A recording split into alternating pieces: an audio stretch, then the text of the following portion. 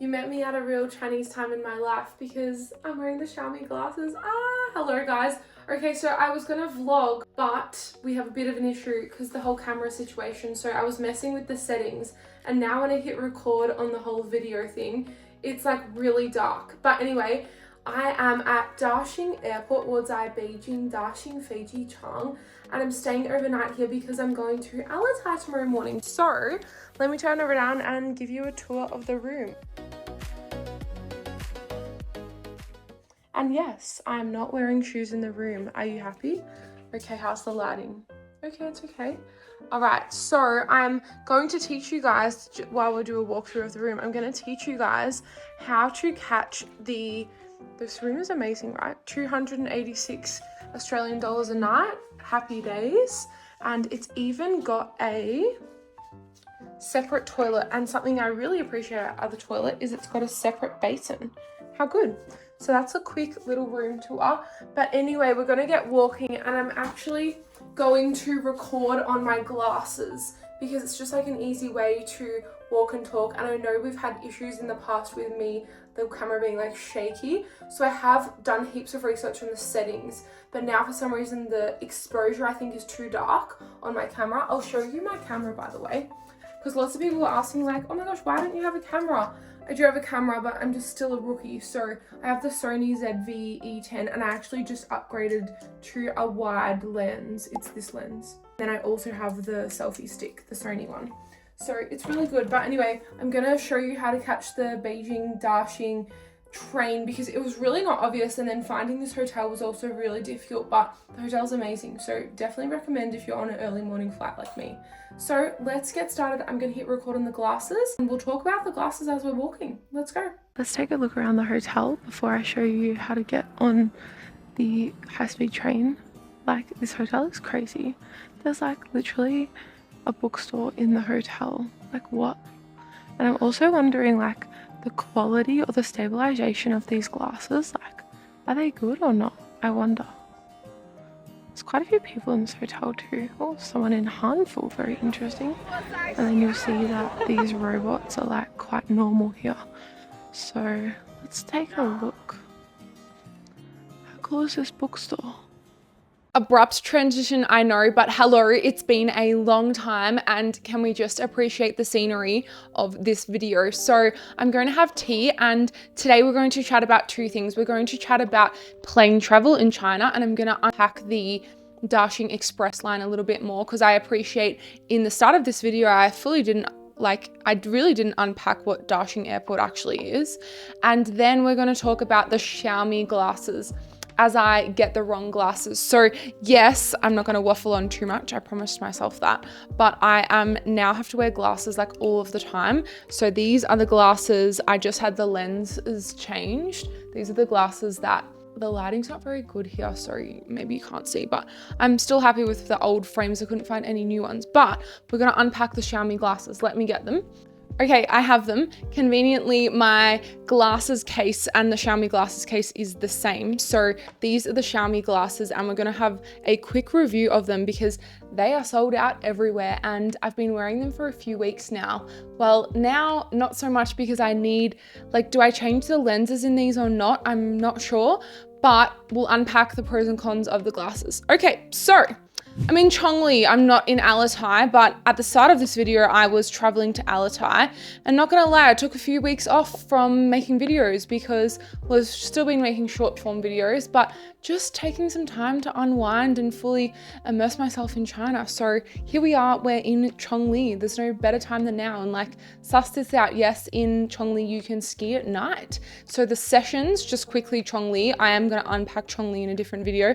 The sessions in Chongli are 8:30 to 4:30. And then I think it's 6 till 9. So很方便. So many people don't realize this, including me, but Beijing has 2 major airports. So if you're flying from Australia, you're probably going to fly to Beijing Capital Airport. PEK is the ticker symbol. Ticker symbol, that's if I'm buying stocks. What do I call it if it's like an airline symbol? I'm not sure. Anyway, so you've got PEK, which is Beijing Capital Airport, and then you've got Daxing Airport, which is like nicknamed the Starfish Airport, and this is the brand new one. So when I was flying to Alipay, I didn't really realize that I booked a flight out of Daxing until I went to check the Uber, like the DD from my house to Daxing. Well, actually, Wawangwa, how did I realize that it was the wrong airport?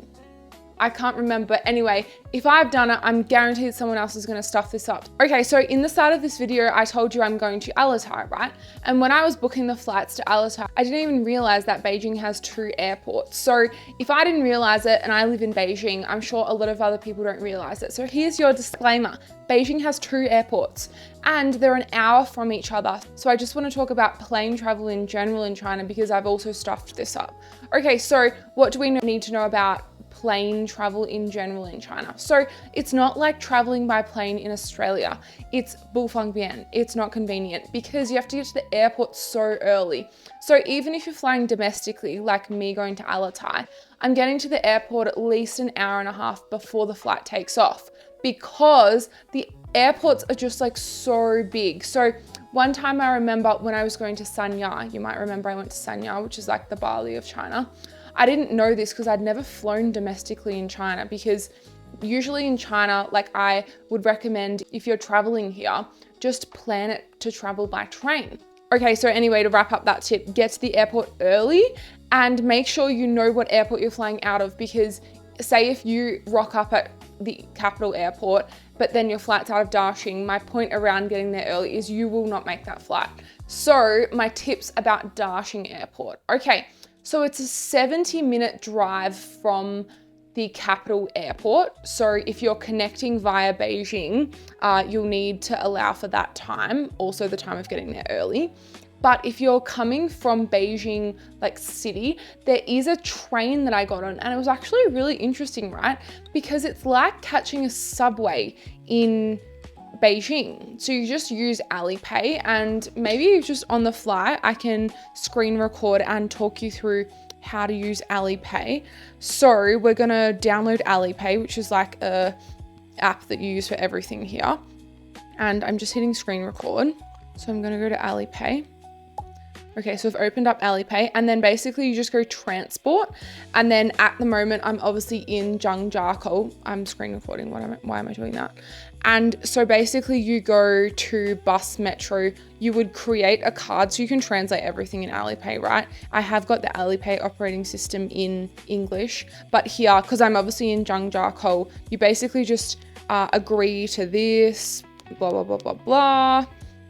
And then you'll be able to catch the subway. So, well, there's no subway because I'm at the snow region, but here, like I'm gonna be able to catch the bus now, which I don't intend to catch the bus.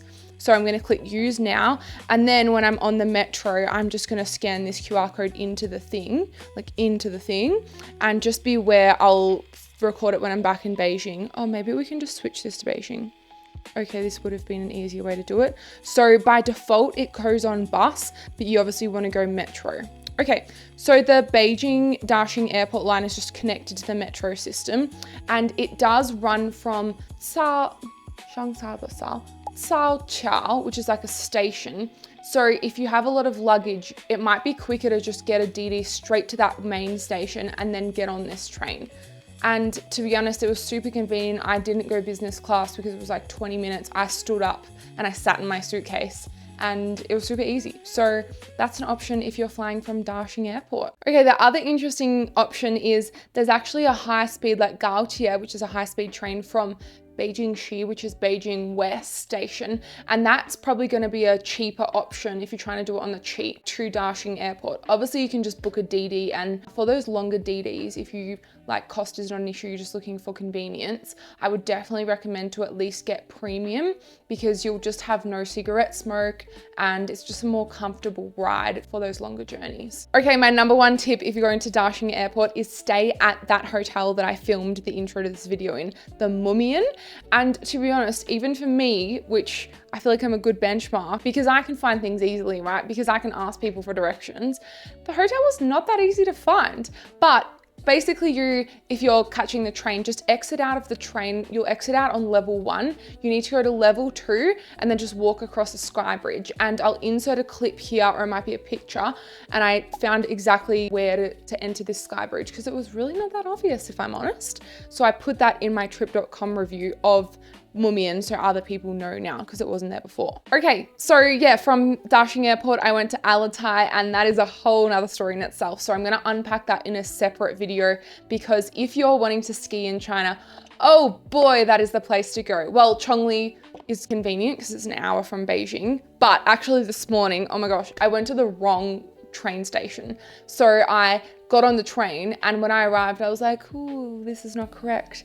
And then I had to get a 50-minute DD to the hotel. But anyway, I'll unpack Chongli and Alipay in separate videos so you can watch them. But let's talk about the Xiaomi glasses. Okay, I'm gonna put them on, like just for the effect. They are charged.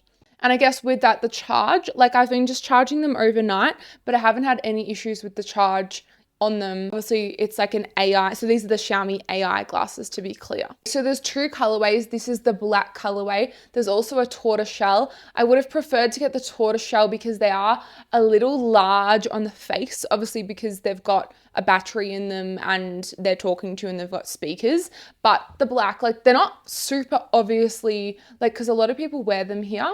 Well, not a lot, but like some.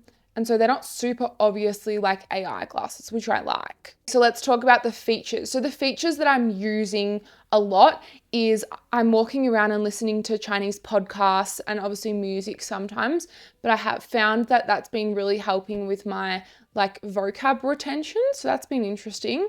And then I'm also, for you guys, filming on them. So actually looking back at that clip at the Mumian, the stabilization on them, like me just walking normally, is fantastic. Like that clip that I've inserted doesn't have any extra stabilization effects added. So I feel like it's pretty phenomenal, I'm not gonna lie. Okay, so basically, yeah, I'm using them to take videos and photos, and then I'm listening to things off them, because the limitation is that the glasses use the Xiaomi AI assistant, which is in Chinese. So sometimes you can manually activate it, but I feel like if my tones are not correct, it doesn't really understand me. And then, oh wait, there's another tool that I'm using. Wait, let's go back. The thing that I am using is you can do live translation. So this is a limitation, but you need to have a Chinese phone to open up the Xiaomi app. Like you can't download the Xiaomi glasses app off the Australian App Store. So you need to either put your phone into the Chinese App Store or have, which does create issues if you then change it back to the Australian App Store. So probably wouldn't recommend them if you're not at all in the Chinese kind of operating system. Oh, sorry. Basically you connect, like they connect to your phone and then you can get full transcripts. Like it's potentially a bit creepy, and this sparks something I'm going to talk about in a second. But like I was at the hospital and I was genuinely listening to the lady in front of me because I was getting laser done here, and so I wanted to like really understand. And then I could hear through the glasses like someone else's conversation about their lip filler, and so that was kind of interesting. And like I went on my phone and I've got the full transcript of that, so that's a little bit like, is that a privacy concern?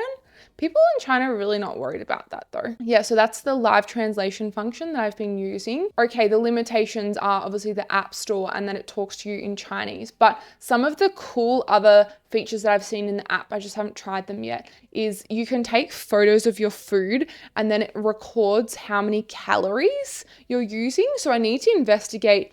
Obviously, Xiaomi has its own AI system, which I guess is like ChatGPT. So then I can run like calorie counting through my glasses, which is pretty cool. So I guess like, do I change the lenses in these? I guess so. It was like 1,500 yuan to get my lenses changed. So I feel like that's like $200, right? $300. So yeah, I'll have a think about that. Okay, so yeah, it's an interesting cultural difference here is I feel like people are not really worried if you take videos of them. Whereas I feel like it's ingrained in me because I feel like in Australia, if I was like taking a video of someone, they'd be like, yo, like delete that. But here, I don't think people really mind. So I'll show you, if I take a photo or I take a video, this is a video, it flashes red. You see here, it's not that obvious on camera, but it does flash red. But I feel like people don't really mind, which is kind of interesting. So yeah, that's an interesting thing as I start to gain confidence here and share China with you guys, is like, I feel like I need to be less worried about filming in public because people don't really care. Okay, so I know I've blabbered on for a few minutes, over 10 minutes now, but that's a little bit of a rundown on Beijing Airport and then the Xiaomi glasses. Two very unrelated topics, if I'm honest. Like, where's the planning in my YouTube series here? But the next video is let's unpack China's 2 ski regions. So you've got Xinjiang, and I went to Alipay, which is like the bee's knees, like that's where you want to go apparently. And then I'm right now in Chongli, and you'll see people skiing down behind me. And oh boy, just quickly, this hotel is so cool. Like there's literally a McDonald's. Let me pick up the camera. Can you see? Yeah, this one. This is McDonald's. Not that I'm going to eat McDonald's. So I'm going to go eat Yunnan cuisine tonight, which is going to be a little bit spicy, but I think I'll be okay.